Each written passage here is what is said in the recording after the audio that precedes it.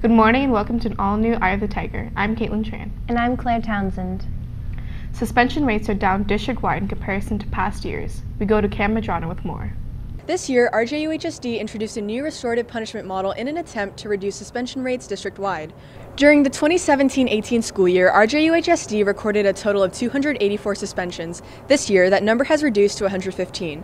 For Roseville High School specifically, suspensions are down from 65 to 21. The new model places an emphasis on aiding students to make amends with people affected by their poor behavior and addressing the root causes of poor decision-making. This would utilize services such as site wellness centers.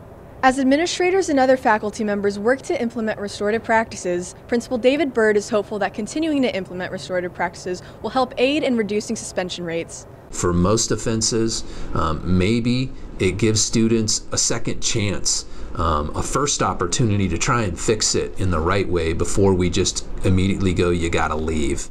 According to Wellness and Prevention Coordinator Christina Dubon-Claveau, restorative practices are geared towards establishing healthy communication habits and working past disputes without suspending students for extended periods of time. We know that suspensions don't work. It just alienates kids from schools. It puts them further behind. I think we would rather have students here not only learning, but if they have struggles, then they can access services here at school. And so we're just going to be working side by side with administration, counselors, and teachers to support these students that have additional needs. Social science teacher Jessica Fork believes reinforcing restorative strategies in the classroom creates an environment where students may be more inclined to engage in the course curriculum.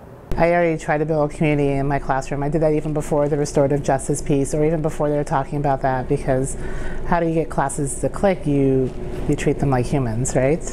And you respect them, and if you don't respect them, then you have behavior issues. Because obviously not being here, whether you're absent, whether you're sick, or whether you're suspended, is impacting the number one thing we try to do here, and that's provide an education for you.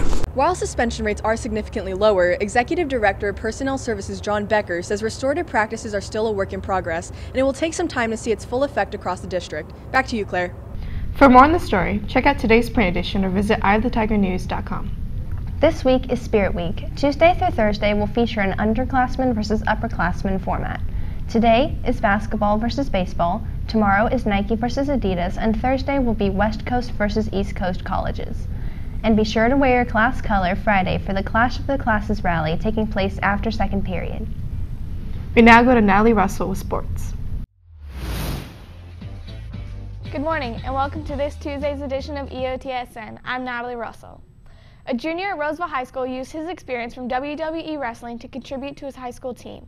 We go to Nolan Frame with more. RHS junior Harmon Sig may begin his first season of high school wrestling this year, but has plenty of wrestling experience after training at a WWE-style gym. Because of this different style of wrestling, Sig has been able to bring his skills onto the high school wrestling mat. One of them is it's easier because your partner works with you, and it's a lot easier to pick them up and work with them, versus now it's you have to use your own power and your own strength, so it's a lot harder than what it is. He is looking forward to see what he can do for his first season. Well, I still do both, but I decided to do the school wrestling because I thought it would be fun to see actually how strong I am, and if I can become a good heavyweight wrestler, or my friend Ethan Bandy influenced a lot of it too, so I thought it'd be fun. High school teammate Ethan Bandy says that Harmon has a lot of room for improvement and hopes to see him grow. He's starting at a pretty basic level, so he's got a lot of room to improve. So Bandy is glad to see Harmon wrestling and is anxious for what he has in store. He's doing pretty good. He's picking it up fast, so that's really cool. And he's sticking with it, which is awesome. Despite making it to sections, cross-country runners Trenton Artica and Shane Meadows-Yaw weren't allowed to run this weekend due to poor air quality. And that's all in your home for Roseville High School sports, top plays, breakdowns, and more. Eye of the Tiger Sports Network, EOTSN. And now we go back to Claire and Caitlin with entertainment. Thanks, Natalie. Last week we caught up with Roseville Theater Company's cast of 30 Reasons Not to Be in a Play. We had the pleasure of talking to them about their first production of the year and the trials and tribulations of working with the new program. Thank you guys so much for joining us. We're really excited to hear all about your show. So are there any first-timers to the Roseville drama program? Emma? Oh, yeah, Emma. Emma, yeah. So how do you find your experience in the new program? It's a lot of fun. It's very different from any other recreational and anything like that, and especially for middle school. So it's a lot more intense, but it's also a lot more fun. You guys go over the layout of your show. There's if I was not aware, there's many scenes that you guys go through. Yes. Yes. Every scene is a reason. Yes. Well, we kind of meshed the last three together. Yeah, the last it's one big reason. Yeah. So there's 30 scenes throughout? Yes. Basically, yeah. Is that really difficult to pull off in the amount of time? It can be. For some of them, there's lots of quick changes in the amount of time because there's certain scenes that can be 5 minutes long, but other scenes are literally two words. And so you sort of just have to adapt. Yeah, adapt. So you guys seem to have bonded a lot as a cast. How has that process been? What do you guys feel made you so close?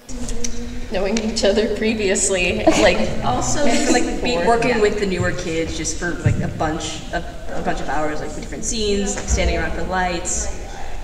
Eventually you just put in so many hours. Overall, we saw immense amounts of potential from this excitable cast, and we can't wait to see what they accomplish in the future. This Friday and Saturday are the last times they will be showing 30 Reasons. Tickets are $8 for students and $10 for adults. For a full-fledged review, visit eyethetigernews.com. One RHS student is flipping headfirst into a new sport.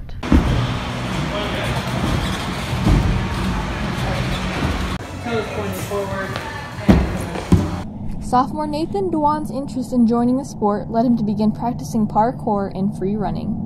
I wasn't really doing a sport when I was younger, and I was watching parkour videos and I was like, this looks like something I could get into. So that's what motivated me to start.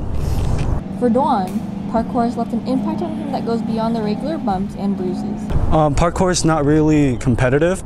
It's just kind of exploring movement, So in other sports, it's all about competition and who can get first place, but in parkour, it's just kind of doing your own thing and finding your own style.